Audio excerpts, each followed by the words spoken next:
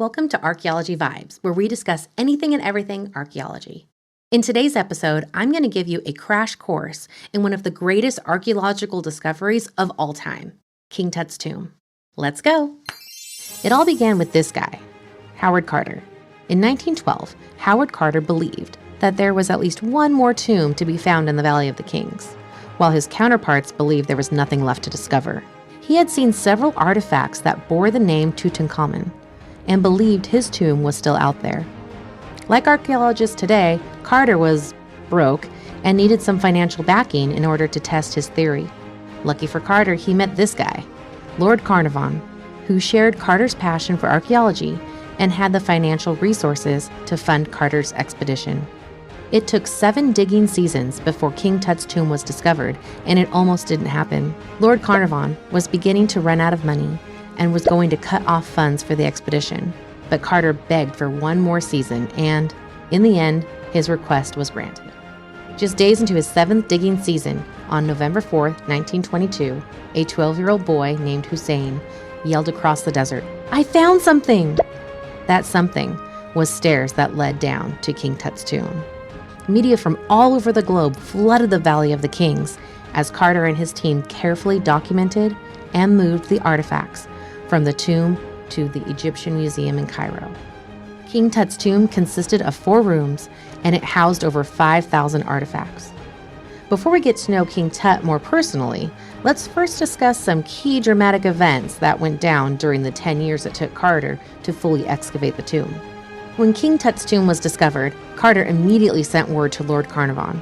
It was an exciting time for everyone, and all things considered, stressful for Lord Carnarvon and Carter. Reporters were all over the place. Lord Carnarvon was so overwhelmed, he decided to do an exclusive interview with only one reporter. The rest of the reporters were very offended, to say the least. On April 5th, 1923, Lord Carnarvon died unexpectedly. Apparently, he was bit by a mosquito on the cheek, but continued to shave daily.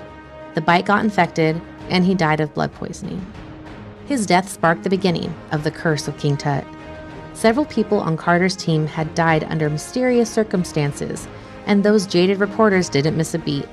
I hate to break it to you, but the curse of King Tut is nothing more than propaganda to sell newspapers.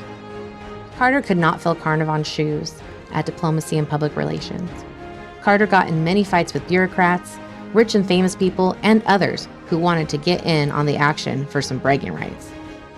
At one point during those 10 years, Carter and his team couldn't take it anymore.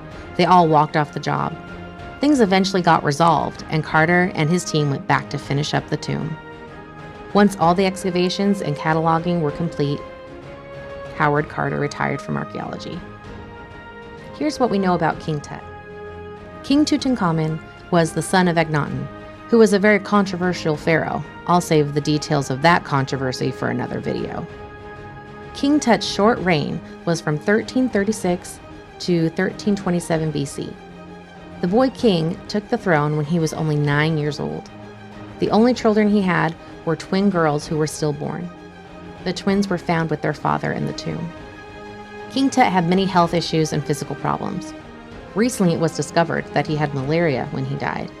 He also had a clubbed foot, which forced him to use a cane his entire life, scoliosis, a cleft palate, a fractured right knee, and a fractured left leg. Why did he have so many health issues? Well, his parents were brother and sister, so that probably had something to do with it. King Tut also married his sister, which could explain his twins being stillborn.